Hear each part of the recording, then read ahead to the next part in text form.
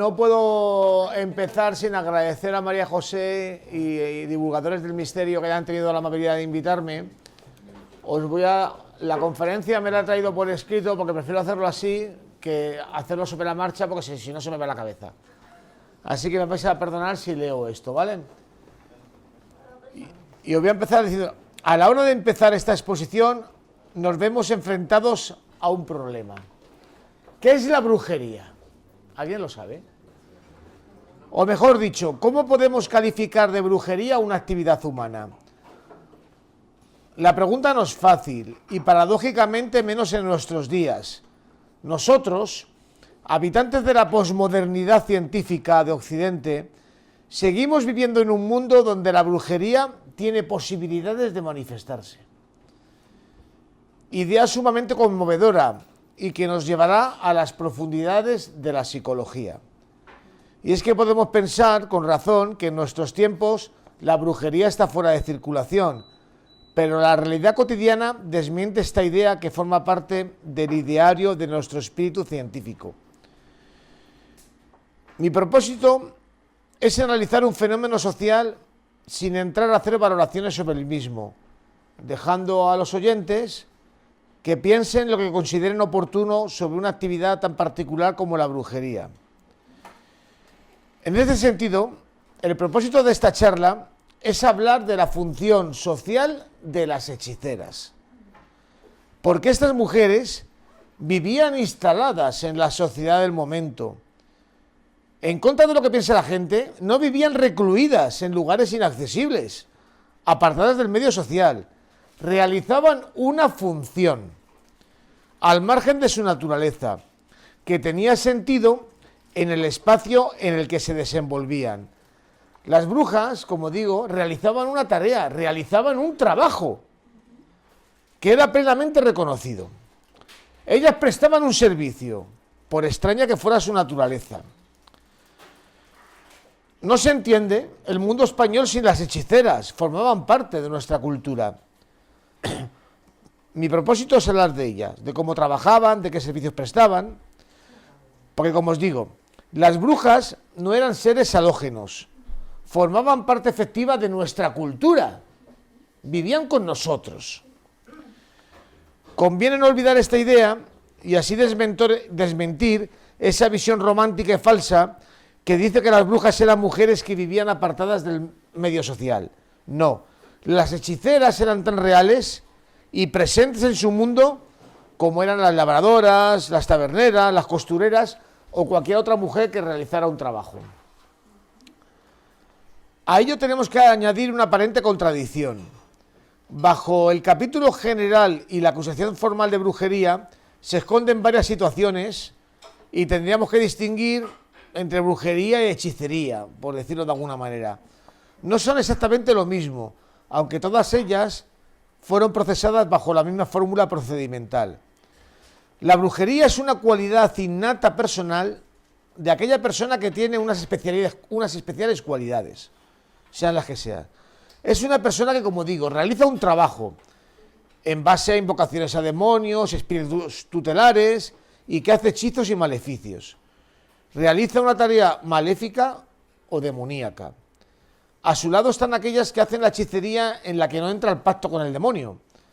Mujeres que prestaban un servicio a sus paisanos y que realizaban un bien general como la cura de enfermedades o la atención de deseos muy naturales.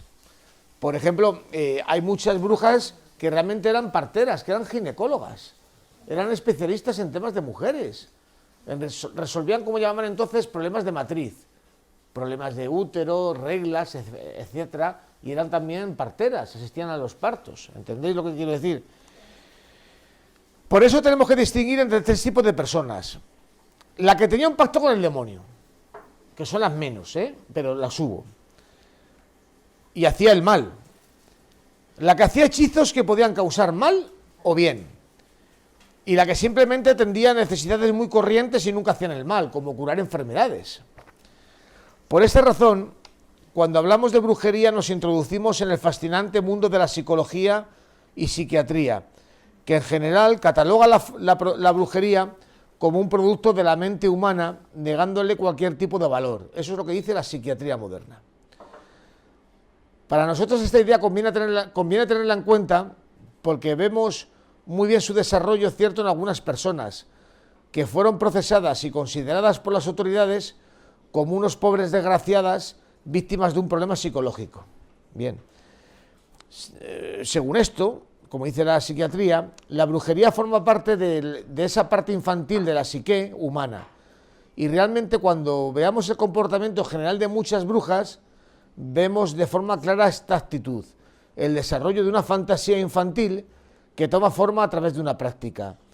Característica que en todo caso no era sentida por los clientes de la bruja, que creían que formaba parte del sistema ordinario, de su realidad sentida. Los clientes estaban convencidos de que la bruja tenía poder, ¿entendéis? Estaban convencidos de ello. ¿Sabes? Las brujas realizaban el aparente truco de hacer que se manifestara lo que subyace en la mente del hombre, su pensamiento mágico. Y en ese sentido tenían un verdadero y efectivo poder sobre las personas, porque desplazadas a su latente infancia, en sus manos se convertían en niños, en juguetes con lo que realizar su actividad. ¿Entendéis lo que quiero decir? Quiero decir que cuando el cliente iba a ver a la bruja, el cliente en un sentido, el pensamiento mágico de esta persona se proyectaba. Y las brujas, que eran grandes conocedoras del fenómeno, se aprovechaban de alguna manera de esa situación y podían intervenir sobre el cliente y realizar su trabajo sobre él con toda la efectividad del mundo. ¿Entendéis lo que quiero decir? Porque como digo, los clientes de las brujas creían en su poder, creían firmemente. Cuando muchos de ellos pasaban al juicio que se hacía a las brujas y declaraban, ellos declaraban, esta mujer me ha curado. Y lo decían tranquilamente. Estaban convencidos de que la mujer les había curado, de que la mujer les había producido algo, un beneficio, lo que fuera. Dice, yo fui a ver a esta mujer para que me hiciera esto y me lo hizo. Y eso lo declaraban en el juicio. ¿Entendéis?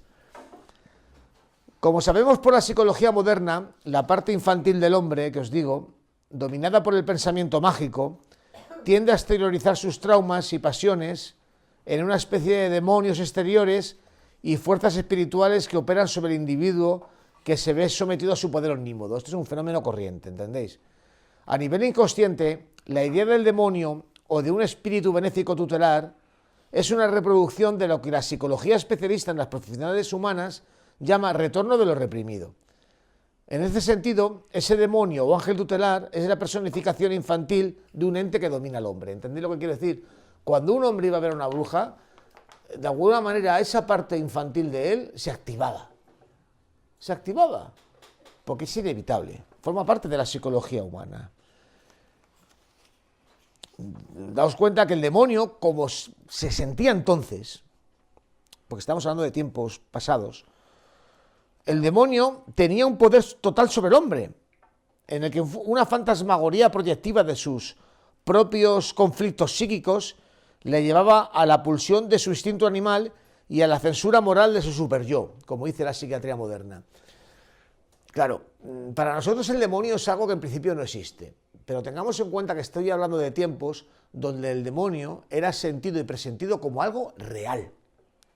¿Entendéis? El demonio estaba en el mundo.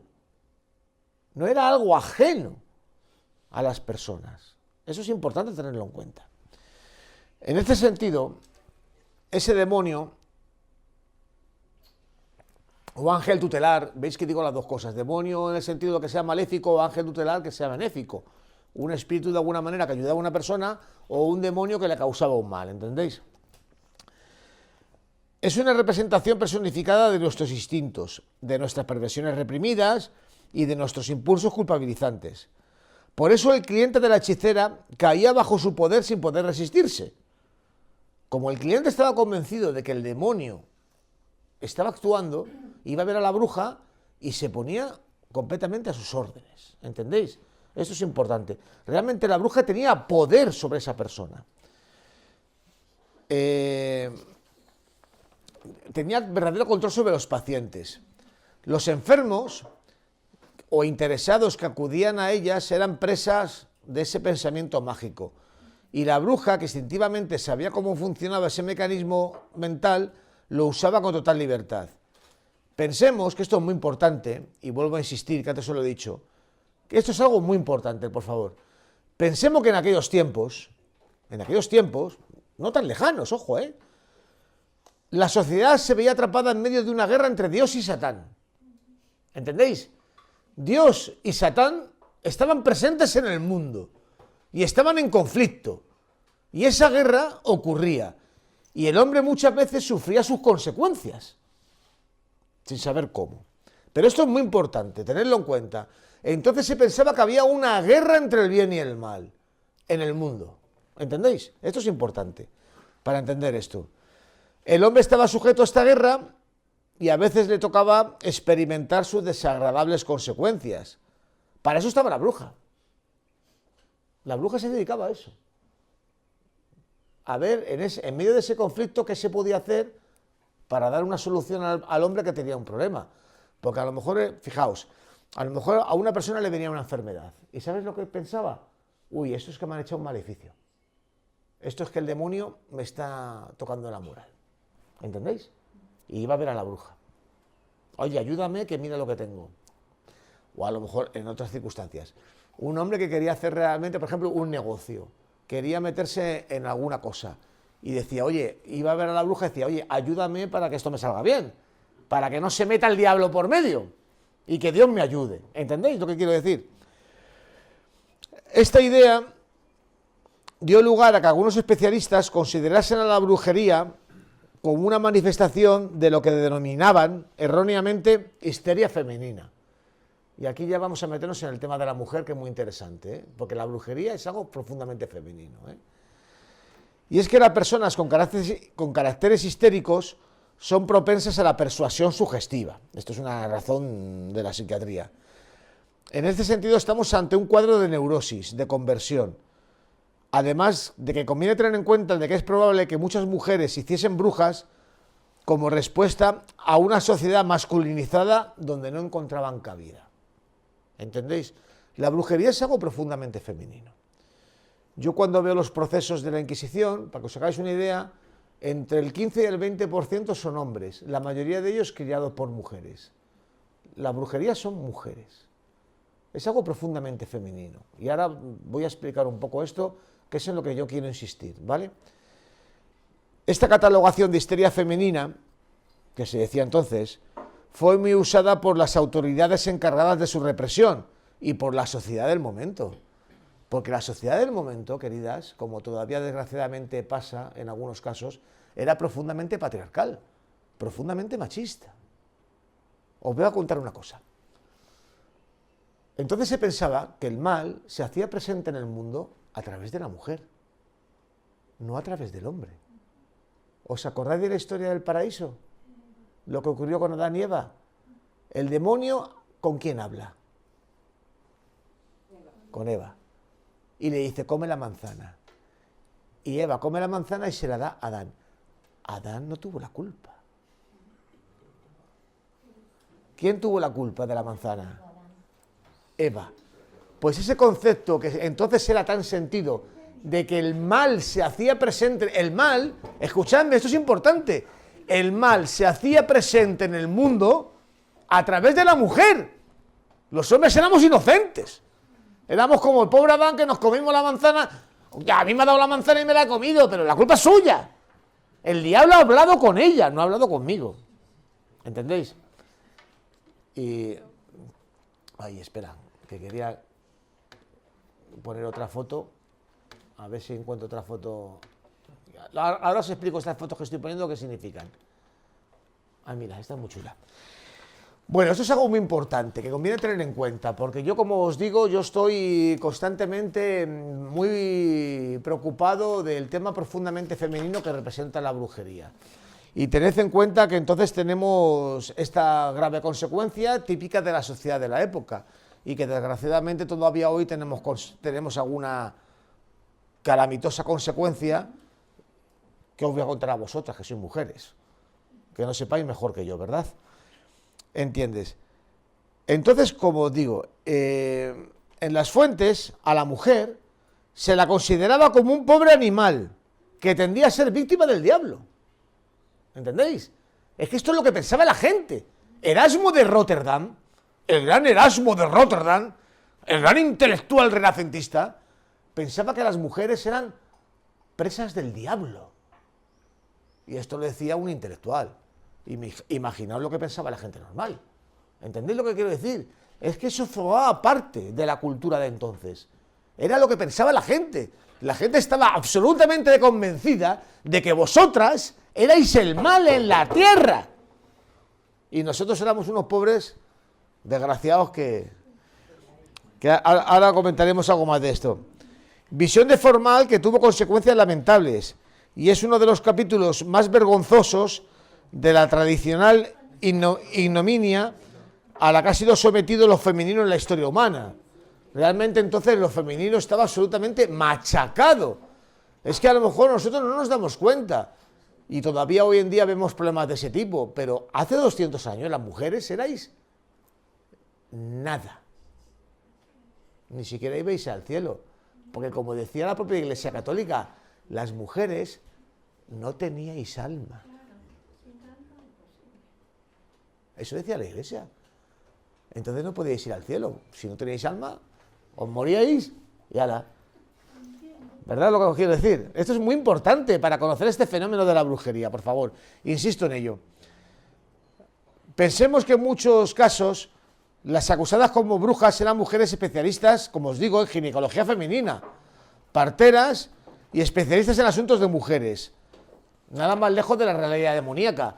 Una señora que era partera o que se dedicaba a temas de mujeres, ¿qué tenía que ver esa mujer con el diablo? ¡Nada! Si la mayoría no tenían ningún pacto con el diablo, si lo del pacto con el diablo es un mito. Yo, como os digo, viendo las fuentes, realmente el pacto con el diablo casi no aparece. Casi no aparece. Aparece en poquísimos casos, muy pocos. Precisamente, en esta época desgraciada del pasado, se publicó un libro mítico llamado el Maleus Maleficarum, el martillo de las brujas. A lo mejor habéis oído hablar de él, ¿verdad? Lo conocéis, ¿verdad? Que fue publicado en 1487 en Alemania y es la pieza angular de la persecución de las brujas durante los siglos XV y XVI, en el que se afirma en este libro de la Iglesia, ojo, en este libro se afirma que el poder diabólico es femenino. Ojo, no masculino. Siendo las mujeres agentes malíficos y colaboradoras del demonio. O sea, que todas vosotras sois colaboradoras del demonio, ¿verdad? Yo encantado de que lo seáis, yo no tengo nada en contra. En verdad, la terrible caza de brujas que se realizó en toda Europa en estos mencionados siglos, finales del siglo XV, principios del siglo XVI, entonces sobrevino un verdadero genocidio femenino. Es alucinante. En aproximadamente 30 años, para que os hagáis una idea, entre 1490 y 1520, se mató en Europa, en la civilizada Europa, se mataron aproximadamente a 80.000 mujeres acusadas de brujería. Pensad, por ejemplo, que en una ciudad alemana tan conocida y hoy en día tan seria como Colonia, que era una ciudad que tenía aproximadamente entonces en 1520 20.000 habitantes, en un solo año se mataron a 1.000 mujeres. Alucinante. De 20.000 habitantes se mataron a 1.000 mujeres. La gente se había vuelto loca. ¿Entendéis? Pero bueno. Yo, para hacer mi trabajo, hago el análisis de la documentación que nos ha quedado en los procesos inquisitoriales contra las brujas. Y aquí os voy a hablar de la famosa Inquisición, ¿verdad? La Inquisición fue una institución encargada de la persecución de la brujería como de la persecución de la herejía. Eso ya lo sabéis todos, ¿verdad? La Inquisición tenía que mantener la pureza de la fe católica en la sociedad y tenía que velar por la limpieza de aquellas actitudes y formalidades que pudieran suponer un cisma de esa uniformidad religiosa. Claro, la brujería para ellos era un peligro que debía contrarrestarse, porque su acción se consideraba el resultado de la presencia, como os digo, del mal en el mundo. Desde el principio serán constantes las atenciones, en aquellos años, siglo XVI, al pacto con el demonio, a pensar que la brujería estaba apoyada en una especie de contrato entre las mujeres y el diablo. La vida entonces se entendía, como os he dicho, como una guerra entre el bien y el mal, entre Dios y el demonio, y el hombre participaba de ella. Por todos los medios había que eliminar a aquellos que pactaban con el diablo, con los agentes del mal. El sentido es muy obvio y no merece la pena hablar de ello. El resultado, como veremos, será sumamente paradójico, porque bajo la figura del pacto con el demonio se colocarán muchas situaciones que no eran más que el desarrollo de actividades comunes, como la medicina popular. Una mujer se dedicaba a hacer medicina con hierbas y con lo que encontraba por el campo, y hacía emplastos y hacía cosas. Coño, y se la consideraba bruja. Qué tontería. Si esta mujer lo que está haciendo es dar medicinas a la gente, ¿entendéis lo que quiero decir? En muchos... pues bueno, pues la Inquisición pues intentaba reprimir eso. Pero mira, os voy a decir una idea fundamental sobre la Inquisición, sobre todo sobre la Inquisición española. Porque fijaos, en toda Europa en aquellos años se mató a 80.000 mujeres. Nosotros calculamos que en toda España, ¿sabéis cuántas mujeres fueron asesinadas como brujas? 60. Mira, yo he estudiado, por ejemplo, el fenómeno. En Galicia se mató a una, en Murcia, en Madrid, en Toledo, en Andalucía, en Extremadura, en Castilla-La Mancha, no se mató a ninguna. Se mataron, ya habéis oído hablar del tema de Zugarramurdi, ahí se mataron a 8 o 9 mujeres pobres, en Cataluña también se mató a alguna, pero realmente en España no se mató a ninguna. No, porque es que la Inquisición española era una institución muy, ¿cómo decirte? Eran grandes intelectuales, aunque nos parezca mentira. Aunque realmente eran unos cabrones.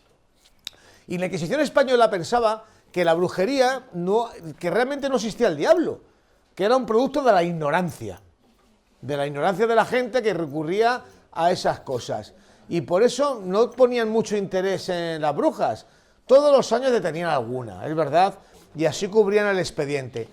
También vamos a hablar de una cosa que os va a parecer a lo mejor muy práctica, pero también tiene que ver con esto. Mirad, la Inquisición vivía de los secuestros que llamaban.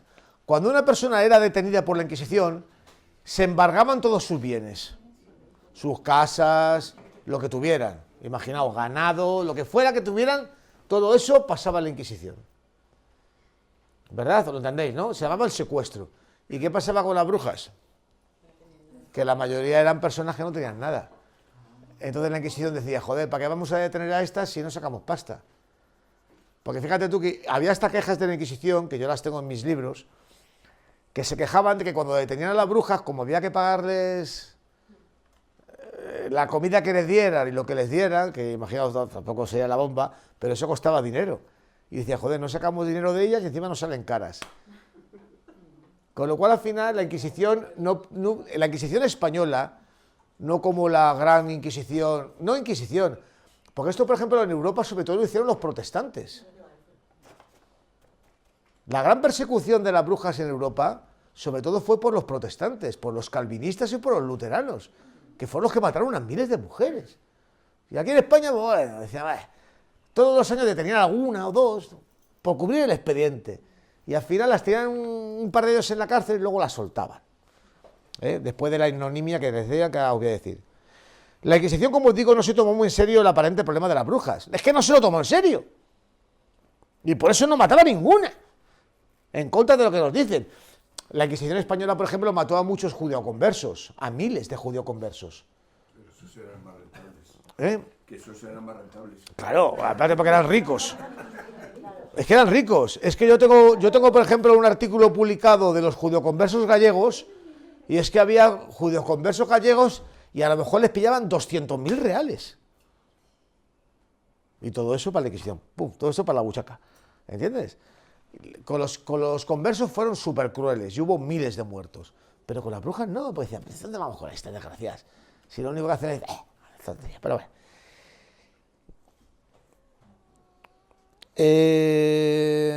Bueno, entonces, lo que sí que es verdad que la Inquisición practicaba una...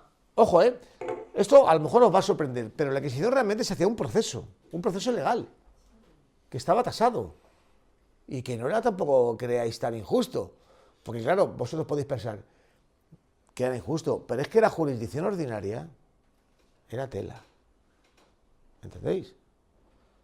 La jurisdicción ordinaria, la normal, era muchas veces peor que la Inquisición. Mucho peor. En la Inquisición, en la jurisdicción normal, se practicaba la tortura.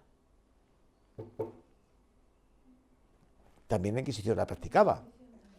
Ahora os lo voy a comentar, aunque un poco relativa. Quiero decir con eso que entonces todo el tema procesal era súper cruel. O sea, aquel que era detenido pasaba las de Caín. ¿Entendéis? O sea, la Inquisición no creáis que fue peor que ellos. Se hacían lo mismo que hacían los otros. ¿Entendéis lo que quiero decir? Pero bueno. Cuando era detenido, el reo podía, por ejemplo, reconocer los crímenes y entonces se iniciaba una segunda parte que se intentaba, por así decirlo, educar a la persona. La Inquisición pensaba que ese hombre tenía un peligro y era que el alma acabara en el infierno y había que intentar salvarle. Había que intentar convencerle de que había cometido un pecado y si reconocía el pecado y pedía perdón, pues bueno, pues ya la cosa quedaba más tranquila. ¿Entendéis lo que quiero decir? Pero bueno, por ejemplo, pero para que veáis cómo la Inquisición tampoco era tal y como nosotros hoy en día tenemos en cuenta, en el año 1526, cuando en Europa se estaban matando a miles de mujeres, aquí se dio en la Inquisición española una instrucción que decía que no se podía acusar a las brujas por acusaciones particulares, que no podía venir un señor y decir esta es bruja. No lo aceptaban. Había que comprobar con rigor estos hechos buscando una catalogación rigurosa. En esa misma época, en el año 1529, un franciscano, que era predicador del Santo Oficio, publicaría un tratado sobre la brujería en el que dice que la pobreza es la causa de la brujería. Fijaos, mientras en Europa se asesinaba a miles de mujeres, a principios del siglo XVI, la Inquisición española decía, la causa de la brujería es la pobreza. Así que no le prestemos tampoco especial atención, ¿entendéis lo que quiero decir? Realmente la Inquisición española, en contra de lo que la gente piensa, no fue tan mala. En este caso, en otros casos era implacable, como lo fue con los pobres conversos. Por ejemplo, en el año 1555, el Supremo Consejo de la Inquisición vuelve a tocar el tema y vuelve a insistir en la competencia exclusiva de esta materia. ¿Sabes? Desde el Supremo Consejo de la Inquisición eran constantes las invocaciones a que el asunto de la brujería era una falsedad producto de la imaginación. ¿Entendéis? La Inquisición española eran personas con una gran cultura y pensaban esto, que era un producto de la imaginación. Por eso no le daban tanta importancia, ¿entendéis lo que quiero decir? Pensemos que este concepto un tanto humanista del Supremo Consejo respecto a las brujas se notó en sus condenas. Las brujas eran condenadas con cierta benignidad, en el sentido de la época, ojo, y también como digo, es que la jurisdicción ordinaria era tela marinera, tela, era incluso más dura que la Inquisición. Examinados los procesos, las brujas eran condenadas a salir en el famoso auto de fe. Habéis oído hablar del auto de fe, ¿verdad? El auto de fe era pasear la vergüenza de estas mujeres por las calles con la vestimenta que se llamaba de embustera, recibiendo los insultos que les arrojaba todo tipo de objetos. Este traje que se ponían las brujas, como a todos los demás condenados por la Inquisición, era el famoso San Benito. Habéis oído hablar de eso, del San Benito. Un traje que les ponían, que era surrealista. El San Benito sobre todo era una casaca verde sin mangas. Una camisa sin mangas, que les ponían de color verde, ¿eh? Verde era el color de la Inquisición. ¿Sabes? Verde que te quiero verde. De ahí viene la expresión verde que te quiero verde, ¿eh? Fijaos, ¿eh? Verde que te quiero verde, es que el verde era el color de la Inquisición. Pero bueno, una casaca verde sin mangas, y luego se les ponía en el pecho y la espalda una cruz roja de San Andrés, una aspa. Aquí delante y detrás, ¿entendéis? Y llevaban unos cirios encendidos en las manos. Y luego las brujas, como los otros, llevaban la coroza. La coroza, ¿sabéis lo que es? Un gorro de papel como lo de las personas que salen en Semana Santa. El pico. Sí, el capirote de Semana Santa, perdonadme. Que entonces se llamaba coroza. Y eso, como digo, parecido a las procesiones de Semana Santa. Y luego se les ponía una soga en la garganta, una cuerda, aquí atada a la garganta, y así se las paseaba por la calle, con tantos nudos en la cuerda como centenares de azotes debían recibir. Normalmente recibían 200 azotes, tela, 200 azotes, imaginaos lo que era, vamos, acababas reventado. 200 azotes, con látigo, mientras iban por la calle andando, ¡bum!, 200 azotes, y la gente mirando, mira, ¡pua, pua, pua! Bueno, una cosa increíble, pero bueno. Y todo esto, como digo, se hacía en vista del público, porque el público las insultaba, las no sé qué, las hacía de todo. Un castigo vergonzoso. Luego había otra cosa que se hacía entonces, que era mucho más cruel si me apuras, y es que el San Benito, que ya sabemos lo que era, luego también se llamaba así a una especie como de documento, como de papel, por así decirlo, o de plancha, que se ponía en la iglesia, con el nombre de la persona, para que todo el mundo supiera que había salido en auto de fe, y así que la vergüenza fuera eterna. Los sanbenitos se retiraron en el siglo XIX. Hasta el siglo XIX estaban en las iglesias españolas puestos los sanbenitos con el nombre del condenado, para que todo el mundo cuando fuera a la iglesia viera, mira, fulana condenada por bruja o por judía o por lo que fuera. Entonces la vergüenza era para toda la familia. Imaginaos, joder, que van y ponen mi nombre, el San Benito en la iglesia, y luego mis hijos, mis nietos y mis bisnietos dicen, coño, mira, aquí tenemos a este pedazo de cabrón que ha sido nuestro tal. Pero bueno. Bueno, luego también había otra cosa que se les hacía, y era condenarles, normalmente se les sacaba de la cárcel, aproximadamente estaban en la cárcel en torno a 2 años, y luego se les condenaba a un destierro, entre 4 y 8 años del lugar donde ellas vivían. Y esto se practicaba. Pero ¿qué ocurría? Realmente el castigo era infamante, es verdad, y era muy cruel. Pero esto al final acabó provocando que muchas de ellas al final acabaran volviendo a realizar la brujería. Y en la Inquisición luego se ponían muy nerviosos porque veían que una mujer ya la habían detenido hace 20 años y que volvía a hacer lo mismo. Y yo como digo, ¿pero qué quieres que haga esa mujer? Si esa mujer se estaba ganando la vida honradamente. ¿Entendéis? Con lo que estaba haciendo. Una cosa que tenemos que prestar atención, os lo voy a decir un poco por encima nada más, y es cuando hablamos de la Inquisición, el famoso tormento que hacía la Inquisición, ¿verdad? Todo esto nos lo imaginamos, los tormentos de la Inquisición. Pensemos, como os digo, que la jurisdicción ordinaria también practicaba el tormento. Y el tormento de la jurisdicción ordinaria era peor que el de la Inquisición. Porque os voy a contar un detalle. En la Inquisición, que era una... Claro... Ay, perdonadme. Perdón. La Inquisición, que era una institución católica, decían, en el tormento no puede haber sangre. ¿Entendéis? No podía aparecer la sangre en el atormentado. ¿Verdad? En la jurisdicción ordinaria sí. Te ponían, te clavaban, te pinchaban, te hacían de todo y vamos, y cantaban la Traviata. Pero en la Inquisición, que era católica, decían, no, no podemos hacer sangre. Porque eso va en contra de nosotros, de la Iglesia. Entonces, ¿qué hacía la Inquisición? El famoso potro de tortura. ¿Habéis oído hablar de él? ¿Sabéis lo que era el potro de tortura? ¿Lo sabéis? el método de tortura era una especie como de mesa grande donde se tumbaba a la persona. Y entonces a esta persona, en los brazos y en las piernas, se le ataban unas cuerdas. Esas cuerdas con unas poleas, que iban dando vueltas de tal manera que te estiraban los brazos y las piernas hasta que había casos, que eso llegó a ocurrir, en que se producía una luxación. Te sacaban las piernas y los brazos del sitio. Pero claro, no sangrabas. Ahora, imaginaos el dolor. Pero bueno, el tormento básicamente era un truco para la Inquisición para que la gente tuviera miedo y antes de que les practicaran el tormento cantaran todo y dijeran, sí, soy bruja.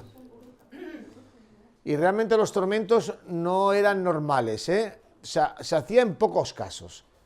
En pocos casos se llegó a hacer el tormento, en la mayoría de los casos no, porque cuando la tía la ataban a la mesa, decía, vamos, lo que fuera, con tal de que no la hicieran tal, porque realmente llegaba a haber momentos de luxaciones y incluso alguna muerte, al final provocada, porque claro, porque es que le descoyuntaban a la persona.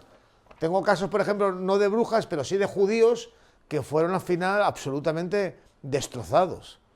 Imaginaos, les sacaron los brazos y las piernas de sitio. Pero bueno. Sí, y es que, fíjate, la práctica de la tortura en la Iglesia Católica fue al final erradicada en el año 1826. ¿Entendéis? Pero yo insisto, en la jurisdicción ordinaria también se practicaba la tortura y era incluso peor que en la inquisitorial, ¿eh?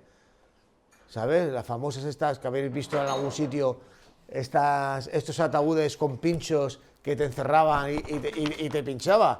Eso ocurría. Joder, qué madre, joder. Luego también os voy a contar una cosa que es un detalle que os puede llamar la atención. Y me vais a permitir que insista en esto. Nosotros pensamos, realmente con mucha razón, que la brujería era un fenómeno bastante popular, ¿verdad? Que lo hacían las clases bajas, ¿verdad? ¿A que sí? Pues os voy a decir una cosa, las élites sociales también practicaban la brujería. Y en muchos casos, incluso con más fuerza. ¿Por qué? Porque la brujería, como os digo, la brujería era algo normal. La brujería era una capacidad natural de ciertas personas para poder resolver problemas. La gente que iba a acudir a la bruja, acudía a la bruja porque estaba enferma o porque quería algo, y acudían a ellas porque la gente estaba convencida entonces, el pensamiento mágico entonces operaba con gran capacidad, la gente estaba convencida de que había esas posibilidades. De que el mundo entonces, como digo siempre, el mundo era presentido como algo profundamente mágico. Hay cosas que hoy en día ocurren y nosotros le damos cierta normalidad, ¿verdad? Sale el sol por el día, ¿verdad? O sale la luna por la noche, ¿verdad? Y nosotros sabemos que son los astros que se mueven en el cielo. Pero entonces cuando salía el sol, la gente no sabía por qué salía el sol. ¿Entendéis? El mundo era presentido como algo mágico. Venía una inundación, un terremoto o una tormenta grande y la gente decía, joder, ¿y esto por qué ha pasado? ¿Entendéis? Nosotros hoy en día tenemos una ciencia que explica estos fenómenos, pero entonces eso no existía. El mundo era presentido como algo profundamente mágico. Constantemente ocurría magia. ¿Entendéis? En cosas incluso normales. Dos personas se enamoraban y nadie sabía por qué había ocurrido eso. Y pensaba que algo mágico había salido, ¿entiendes? Pero bueno, entonces, en las élites, la brujería también se daba y con mucha fuerza. Por ejemplo, tengo muchos casos que podréis ver en mis libros, aunque os parezca mentira, de grandes personas, incluso de la iglesia, que practicaban la brujería. Tengo catedráticos de la universidad y gente de la alta sociedad. Por ejemplo, en uno de mis libros hablo de una niña que se llama Ana de Toledo, nada menos que sobrina del duque de Alba. Y otros casos de grandes títulos, marqueses, condes, que practicaban la brujería. ¿Entendéis? Luego realmente la Inquisición a esto no les condenaba mucho, ¿eh? ¿Entendéis? Lo dejaba un poco tal, no sé qué. Tengo un caso que estoy ahora estoy ahora haciendo un libro sobre la brujería en Extremadura, Andalucía y Canarias, que va a ser el siguiente que salga a la vuelta de verano. Y, por ejemplo, pillaron a nada menos que al chantre de la Catedral de Málaga, que la acusaron de brujo, aunque realmente os lo voy a contar solo para que os riáis. Este tío era un sadomasoquista. Y entonces cogía a las mujeres que vivían con él y tenía con ellas prácticas sadomasoquistas. Entonces a él le gustaba que la ataran y que le pegaran con un látigo. Y que, fíjate, y eso lo dicen en el proceso, y que le introdujeran por el culo el tacón de los zapatos. Le acusaron por brujo. Pero bueno, y luego al final le quitaron lo de la brujería y le acusaron de flagelante, que era también un delito, de darse con el látigo y tal. Era un sadomasoquista. Pero para que veáis cómo en la alta sociedad también se daba. Y hay muchos casos de la alta sociedad. Tengo, por ejemplo, en uno de mis libros a una persona que era nada menos que era el consejo de guerra de Felipe III, que también fue acusado por brujería, porque el tío en el año 1620 montó un convento en Madrid de monjas clarisas, como las de Belorado. Y resulta que 20 monjas clarisas de su convento estaban locas y eran brujas. Alucinante, ¿verdad? Y esto al final la Inquisición investigó, esto al final se llevó, el proceso, fíjate, el consejero de guerra del rey, se llevó al Vaticano y en el Vaticano, ¿sabéis lo que hicieron? Pasaron del tema, pero bueno, para que veáis que las cosas pasaban, porque la brujería era algo que estaba en todas partes, ¿entendéis lo que quiero decir? Luego, mira, por ejemplo, aquí os he traído estas fotos que os estoy poniendo, espera, voy a poner alguna más. Mirad estas fotos, por ejemplo, mirad todo esto. Mirad, ¿veis toda la simbología? Que es lo importante. Esto era de personas que entonces, ¿veis? Son impresionantes estas imágenes. Esto está en el Tribunal de la Inquisición de Toledo, que es de donde saqué todo esto, que lo tengo publicado en uno de mis libros. A ver, mirad, ¿veis todo esto que aparece? Esto es un poco lo que todavía hoy en día esto se realiza, ¿entendéis? En la brujería moderna.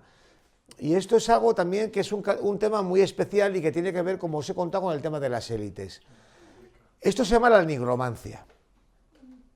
¿Sabéis lo que es la nigromancia, verdad? La nigromancia, que entonces era considerada también como brujería, tenía una particularidad. La nigromancia era una ciencia. No todo el mundo podía ser nigromante. La gente que se dedicaba a la nigromancia era gente que tenían estudios universitarios, que habían estudiado astronomía, astrología, matemáticas. Claro, no todo el mundo podía ir a la universidad en aquella época, ¿entendéis? Que luego hacían esto, como ya sabéis, que es un poco como todavía hoy en día se hace, es que esto se hace hoy en día, ¿entendéis? Sí, son cartas astrales. Pero estos son cartas astrales del siglo XVI y del siglo XVII que os he sacado, para que las veáis. Son cosas alucinantes, porque para que veáis que todo esto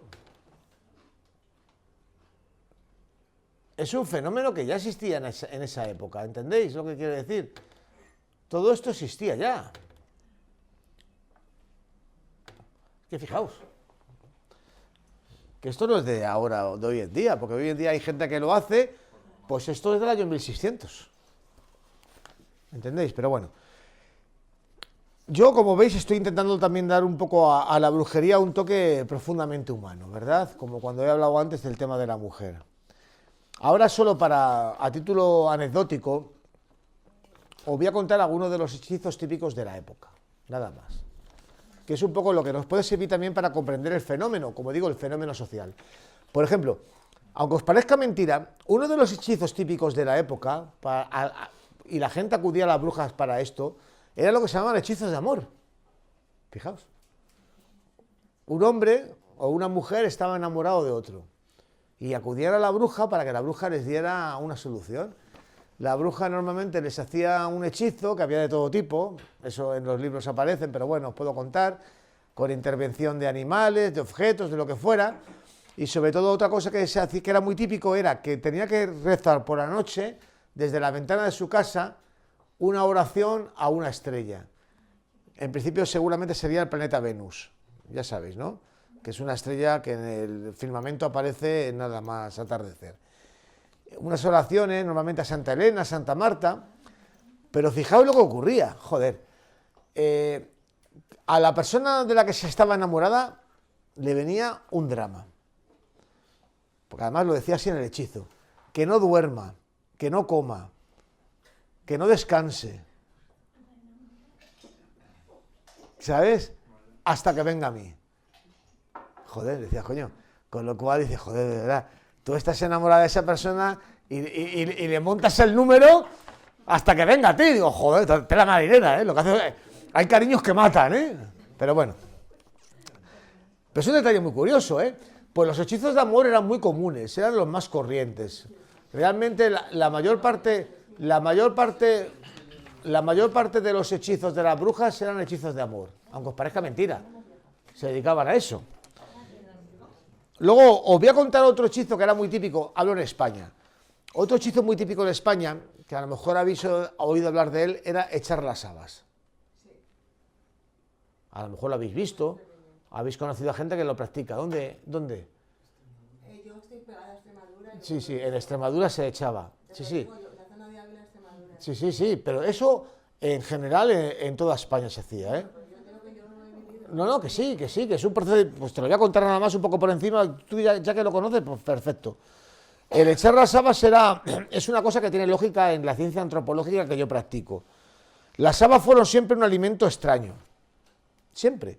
En las culturas antiguas las habas eran algo extraño, era algo presentido como mágico, sí.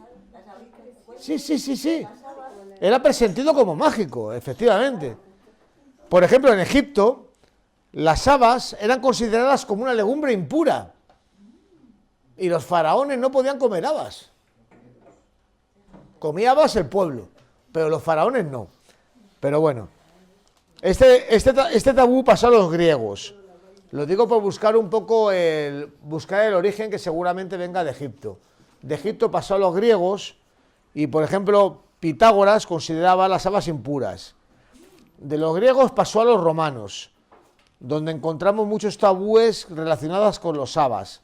Por ejemplo, los romanos, en los días de Júpiter, prohibían la ingesta de la llamada vicia fava, que consideraban un alimento funerario. Consideraban que las habas eran la comida de los muertos. ¿Entendéis? Y luego seguramente, desde Roma, pasaría también aquí a España, ¿entendéis? En la época del Imperio Romano, el haba se consideraba un alimento impuro y por eso fue asociado a determinadas fórmulas rituales que practicaban las brujas. Por ejemplo, os voy a contar cómo lo hacían, que seguramente tú lo hayas visto así. Dime si te suena. La mujer en cuestión echaba 18 habas, el número da igual, sobre un bufete, sobre una mesa. Y en la mesa había esparcido, antes de echar las habas, un clavo, un pedacito de piedra lumbre, otro de sal, un pedazo de tierra de la casa, un pedacito de carbón, un papel, un poquito de cerco, un pedazo de pan, un pedazo de paño azul y otro colorado.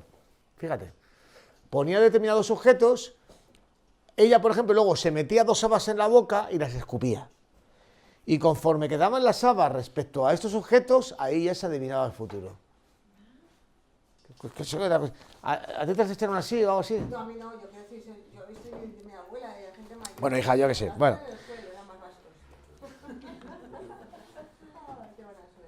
Mira, por ejemplo, si caían las habas junto a la lumbre, significaba lágrimas y pesadumbre.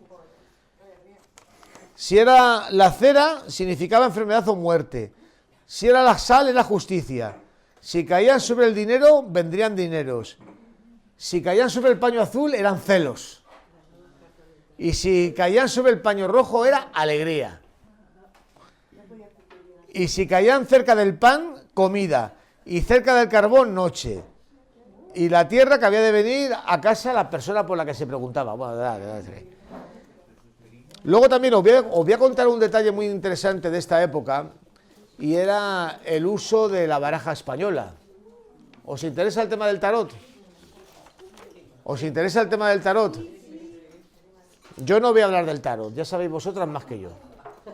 Pero fijaos, en España, en los siglos XV, XVI, XVII, se practicaba un tarot con la baraja española. Pero era la misma fórmula procedimental, ¿entendéis? Se hacía igual, ¿eh? Es una cosa bastante curiosa. Tengamos en cuenta que las barajas eran muy antiguas. Las barajas, ya en la Edad Media existían barajas de cartas. Y por la razón que fuera, aquí en España, las brujas usaban la baraja española para usar el tarot. Os voy a contar un poco cosas para que sepamos cómo lo hacían. Por ejemplo, las espadas se asociaban al soberano, a los poderosos, a los nobles y a los militares. Las copas a los clérigos o a los sacerdotes. Los bastos a la agricultura y los oros al comercio y el dinero. ¿Entendéis lo que quiero decir? Entonces, echaban las cartas y conforme aparecían unas fórmulas u otras, pues ya podían ellas adivinar el futuro. Por ejemplo, había una mujer que echaba las cartas y nombraba un caballo de la baraja para el hombre y una sota para la mujer, que estaba preguntando a la mujer si él le quería, ¿entendéis? Y entonces, si estas dos cartas caían juntas, eran señal de que el hombre la quería mucho. Y entonces le decía que tenía que hacer una oración que tenía que decir: yo te conjuro naipe con 1, con 2, con 3, con 4 y sucesivamente hasta 9 con Gaifás, Barrabás y Doña María de Padilla. Con toda la cuadrilla que me digáis la verdad de la persona de fulano, ¿entendéis? Perdón, que vaya a ver, la María de Padilla con Barrabás ya te vale. No sabes quién fue María de Padilla, ¿verdad? Lo mismo, pero no tiene nada que ver con Barrabás. Sí, pero ¿sabes quién fue María de Padilla? Sí, la de los comuneros.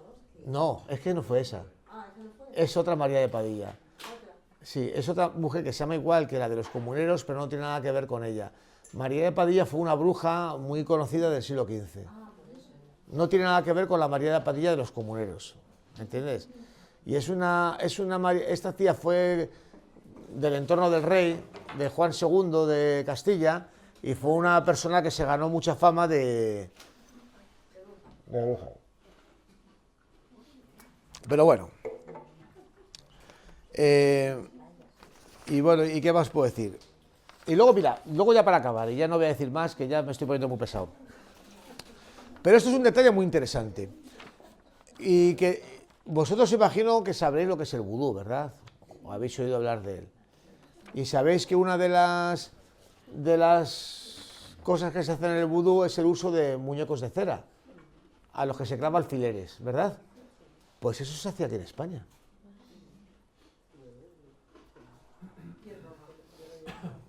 Aquí se hacía. Yo voy a decir una tesis que yo tengo, que he publicado en uno de mis libros. En España y he tenido muchos casos del uso de estas figuritas de cera con alfileres clavados. Bueno, yo tengo algo que puede servir para explicar todo esto. Al fin y al cabo, esta es una tradición que viene de África, del África negra, ¿verdad? Y entonces, de alguna manera, esa tradición que desde África pasó a América, y ahí tiene las consecuencias que todos conocemos, también llegó a España. Y mirad, yo voy a contar un detalle nada más que puede ser lo que nos explique. Mira, yo tengo, por ejemplo, un proceso de una bruja en el año 1600 que era berberisca. ¿Sabéis lo que son los berberiscos? Del norte de África. Y entonces, posiblemente, los musulmanes tenían muchas relaciones con África, con el África negra. Era donde sacaban el famoso oro, que lo sacaban de esta zona de Níger, de Mali, de por ahí, ¿entendéis? Entonces, posiblemente, a través de los musulmanes, esta tradición llegó a España, desde África. Pero vamos, yo solo lo cuento para que sepáis que también se practicaba en España, aunque parezca mentira. Fijaos, ¿eh? O sea, aquí en España, en el siglo XVI y en el siglo XVII, se hacía vudú con muñecos de cera, joder. Pero bueno, y ya no os voy a decir más. Yo solo he querido insistir en una cosa y espero haberlo hecho con claridad. Las brujas eran unas mujeres maravillosas.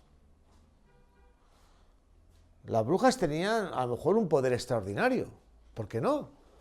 O tenían por lo menos cierta capacidad, ¿verdad? Y entonces, lo importante es que las brujas, como digo yo siempre, realizaban una tarea que era reconocida por todos. En todos los pueblos de España había una bruja. ¿Entendéis? Porque no había médicos. Y la gente se ponía enferma y acudía a la bruja, y la bruja les daba a lo mejor un emplasto o les daba alguna cosa, oye, y en muchos casos, porque además, fijaos, hay mucha farmacopea moderna que es de origen natural. ¿Entendéis? ¿Sabéis qué es la aspirina? La aspirina era porque Bayer, estando en un pueblo de Alemania, vio que tomaban infusiones de hoja de sauce. De corteza de sauce. Y la gente se le quitaba el dolor y dijo, coño. ¿Entendéis? O por ejemplo, oye, ahí, por ejemplo, es un producto que usaban mucho, por ejemplo, también las brujas. La famosa belladona. Pero es que hoy en día, en la farmacopea moderna, para tratar problemas de menstruación de las mujeres, ¿sabéis qué se usa? La belladona. ¿Entendéis? Tened en cuenta que desde los tiempos del Paleolítico había ya una tradición de conocimiento de hierbas medicinales. ¿Entendéis? Fijaos una cosa que es un detalle que yo cuento en uno de mis libros. ¿Sabéis cuál es la primera vez que aparece representado un ser humano en una cueva en el Paleolítico? En la cueva de Lascaux. Es la primera vez que aparece un ser humano pintado. ¿Y sabéis qué era? Un chamán. ¿Entendéis? Porque la brujería era algo normal. ¿Entendéis? Yo insisto en este tema. La brujería era algo que se consideraba como necesario. En todos los pueblos había una bruja que se encargaba de estas cosas. Porque si no, ¿quién lo hacía? ¿Entendéis lo que quiero decir? Y luego, sobre todo, como os he dicho, he intentado recalcar, la brujería es algo profundamente femenino. Y en aquellos años realmente la mujer estaba absolutamente machacada en todos los sentidos. A nivel canónico, a nivel social, a nivel humano. ¿Entendéis? Y entonces en un momento determinado, como digo yo, hablar ahora de las brujas, y perdonadme vosotras que estáis aquí, es hablar de vosotras. ¿Entendéis? Y dar cierto valor a las brujas es dar cierto valor a la mujer. Porque habéis sido injustamente tratadas durante milenios.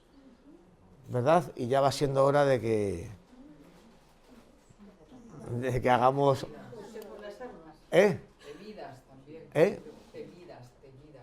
Sí, porque ellas también en cierto sentido eran temidas, porque eran mujeres independientes, que vivían a su aire, que no estaban dentro del paradigma social. Hubo algunas mujeres que yo tengo casos que hablo en mis libros que tenían miles de seguidores, que había gente que se daba de bofetadas por ellas. Entonces, claro, en la sociedad de esa época, imaginaos lo que suponía eso. Es que viene esta mujer y... ¿entendéis? Y nos siembra el desorden. Así que nada, bueno, pues ya está, ya no os digo más. Yo espero que os haya gustado. Menciona tus libros que has escrito. Te lo dije. Buscad mi nombre, Diego Valor Bravo me llamo. Están en Amazon, en el Corte Inglés, en la Casa del Libro, en todas partes. Yo, perdonadme que no haga publicidad, no tenía libros, si no os hubiera traído alguno. Y sigo con ellos, porque ahora de momento, ahora previsiblemente voy a sacar uno sobre la brujería, como os digo, en Extremadura, Andalucía y Canarias, que he encontrado cosas muy curiosas y muy interesantes. Y luego ya he hecho Galicia, Murcia, Toledo, Madrid, todo esto. Luego el día de mañana haré de Castilla León y Aragón, y con eso acabaré de estudiar todo el fenómeno de la brujería en toda España, que es mi idea, estudiar la brujería en toda España, aunque realmente en todas partes más o menos ocurrió igual, ¿entendéis? Es un fenómeno bastante común, porque como os digo, es que la brujería era algo necesario, ¿entendéis? Las brujas eran mujeres que tenían todo el sentido del mundo,